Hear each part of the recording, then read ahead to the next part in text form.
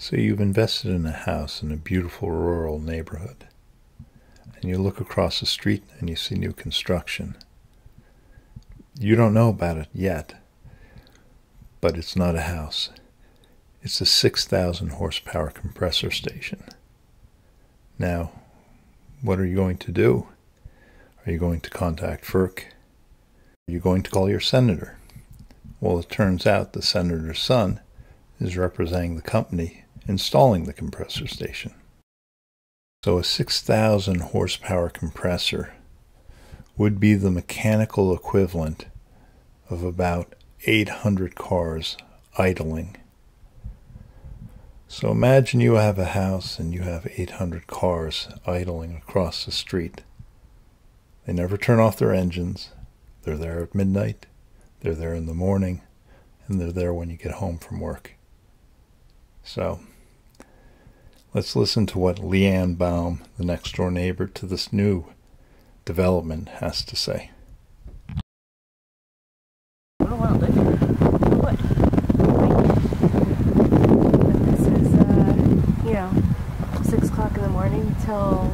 I think our strongest point as a community has been that we're not chaining ourselves to trees. We're not, holding up signs that say, you're destroying our mother and things like that. We're a bunch of mostly young families, some organic farmers we have in our group, 9/11 first responders that have just said, wait a minute, this is not, it's not right. There are better alternatives for starters, and we need to start looking at those sort of things instead of putting these pipelines, compressor stations, just piecemeal anywhere and everywhere.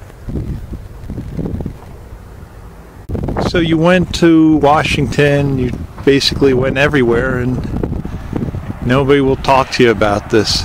And didn't they have an alternate site for this? Actually, the alternate site was one that residents here put forward to FERC.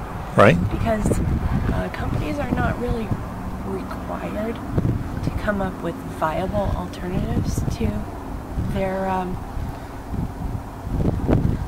basically what they want to do. I mean, right. With this company, their alternative sites were basically they picked this one and then picked a couple random sites within the vicinity of this site. Right. There was no looking at other alternatives like replacing pipelines, putting a compressor station, in another area, kind of a combination of the two. There's nothing like that. And I can tell you, if you look over there, you see a tree line. Behind there is another residential neighborhood. Yeah, I know. It's right in the middle of a residential area. We have done the measurements. There's about 200 houses within a half-mile radius of this. I did the measurements myself. Plotted and planned on tax maps and the whole bit. Families with kids. 9/11 first responders is a huge community of them here. People that have already dealt with an enormous amount of health impacts from things that the government said was safe. And, Well, so the general consensus of the 9/11 responders is that the air was not safe to breathe at the World Trade Center area after that incident. A lot of them are dealing with it. I mean, I think that was behind us is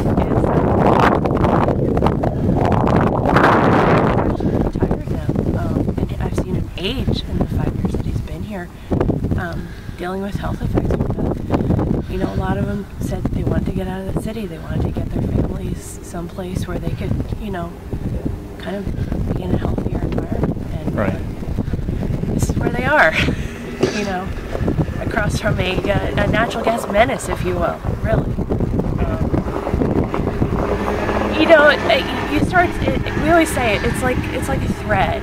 You pull a little thread, and it starts to unravel, and it's a messy thing when it starts to unravel, and it's hard to have to say it, but it's the federal government is rubber stamping a big industry. It really is. and at the lives, at the expense of tax-paying Americans, is really what it comes down to. You can throw everything at the book at them. And, you know, we have 2 FERC commissioners that agreed with us that an alternative site in a less residential area would have a far less impact than this particular location.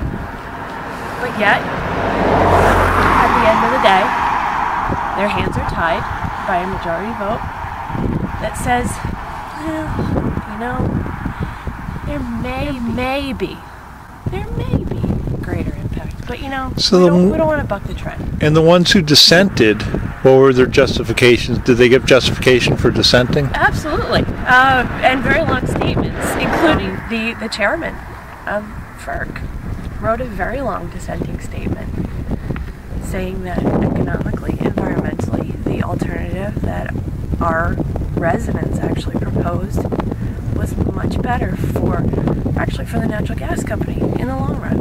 Right. But here's where we are. When my husband and I, our first house was in West Milford, New Jersey. Right. They're dealing with Tennessee gas pipeline. All sorts of residential areas. You know, right over the hill here in Milford, Pennsylvania, they're dealing with the same thing.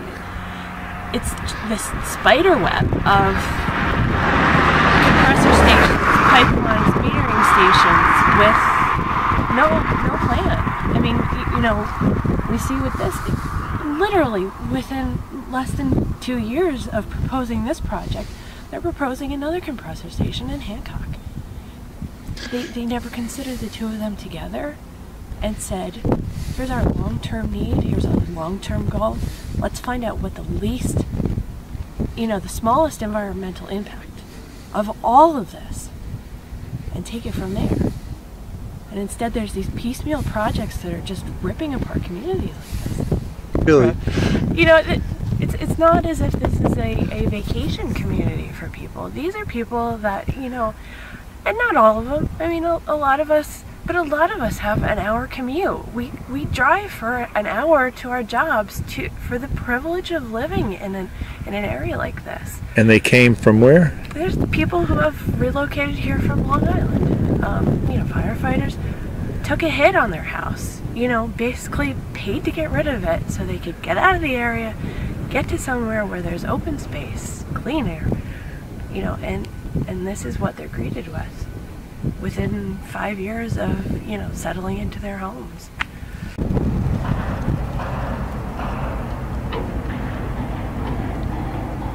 I always get confused when I see this because the CEOs of many of these companies are, well, as they say, rich beyond your wildest dreams of avarice. And many of these companies are $100 billion in assets. And yet the burden of devaluation of the properties nearby is placed on the homeowners. I pose this question to you. If this is mitigation, what would lack of mitigation look like? And of course, as always in closing, what counts is, what's your opinion? Take care.